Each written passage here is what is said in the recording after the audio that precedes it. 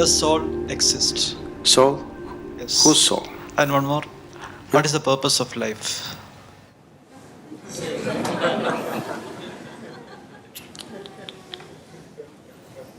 You're just asking very big questions without understanding the significance of the question. See, when you ask, does soul exist, you're not talking about an academic subject. You're asking, what is the nature of who I am? Or you're saying, I don't know a damn thing about myself, please tell me. Yes? Isn't it? You're asking this very easily because you have not been touched by the pain of ignorance, the pain of not knowing who you are. It has not torn you apart. If it really touches you that you're just living here, doing all kinds of nonsense without knowing the ABC of who you are, it should be very painful, isn't it? That pain has not yet touched you. You're mouthing questions, it's not sunk deep enough. So every day you must remind yourself, at least spend 10 minutes in the morning, just see what an utter idiot you are. You don't know anything about yourself, but you're busy with all kinds of nonsense in your life. Every day, just 10 minutes, remind yourself as intensely as possible your ignorance of yourself. Then slowly the pain will sink. When it becomes so painful that you can't bear it, knowing will not be far away, it's one moment. If I say, yes, you have a soul, but can you walk better? What use is the soul? Did they put any kind of utility to the soul? These two are useful. That other soul that they're talking about, is it of any use? It's of no use. So don't talk about it. And if I tell you it is there, what does it do to you? If I tell you no, it doesn't exist, what does it do to you? Nothing, isn't it? Only thing is, the next dinner party that you go, you can entertain people around you talking about the soul.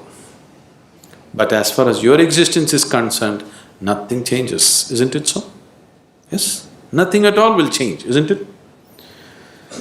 So if you're asking the question, fundamentally you're asking the question, what am I? Who am I? When you are here, are you alive?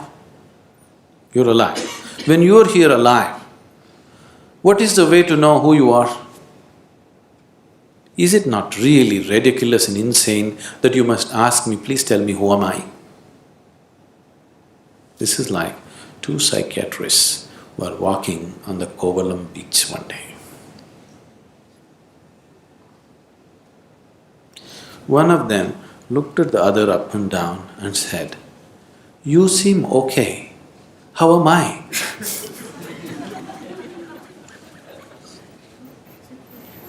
This is just like that, isn't it? You're sitting here, you're alive, you're existing, and you're asking me, who am I, what am I? Is it not ridiculous? Very ridiculous, isn't it? Only thing is, the majority is with you. That's the only comfort which has not allowed you to know the pain of ignorance. You have a huge majority of people around you who are all saying, yes, this is the way to be. Yes, that is the only thing which has given you some comfort. Suppose you are the only man on the planet who does not know who you are, everybody else knows. You know how it would be for you? Yes? You don't know who you are, you're busy in the world. Does it make any sense or does it sound like madness? Insanity, isn't it? But the comfort is, you're in a huge asylum where everybody's like you. So your problem is, your existence itself right now is only in comparison with something else. You have no existence of yourself, please see. Right now, if you don't have something that everybody has nose. Suppose you did not have a nose. Actually, you can breathe better, you know. If you take off your nose, you will get 22% extra oxygen. You will be more healthy, everything will be better. But you know how you will suffer? Because everybody else has a nose? Yes or no? Or if you get something extra that other people don't have, you still suffer, isn't it? Suppose you grew one horn. You know how terrible it would be? But if everybody had a horn, then we would be polishing it and decorating around. Your very existence is in comparison. There is no existence of yourself.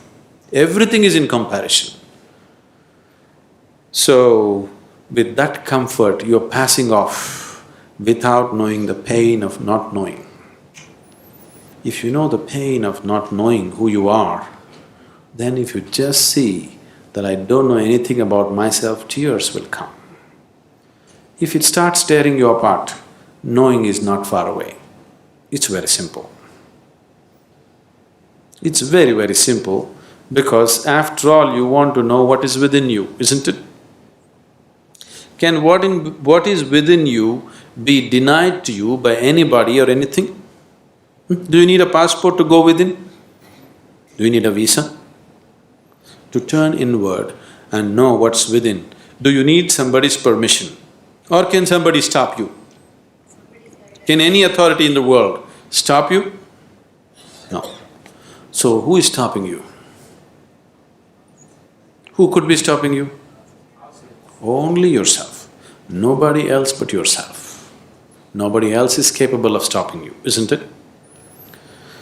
So why are you stopping yourself?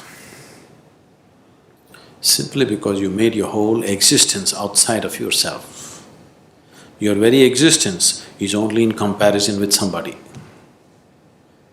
Because this has happened to you simply because the very nature of sense organs is like this. Because your experience of life is limited to sense perception, that is the reason why you're existing in comparison with somebody, not by yourself. Because sense organs are like this. If I touch this feels cool to me. This feels cool to me not because of the way the steel rod is, simply because of the way my body temperature is.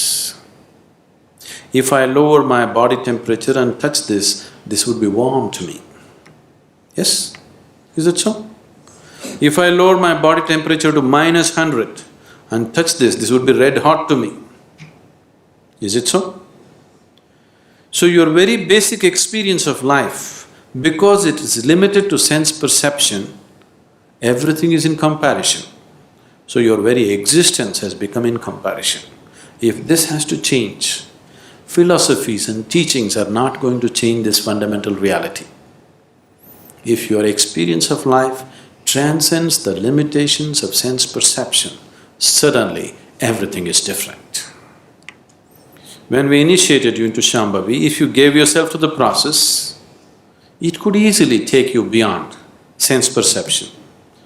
Many of you going into moments where you're no more within your sense perception, something else is beginning to happen.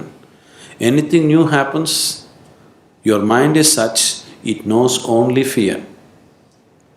Even if you walk into heaven, you will know only fear because it's something that you do not know.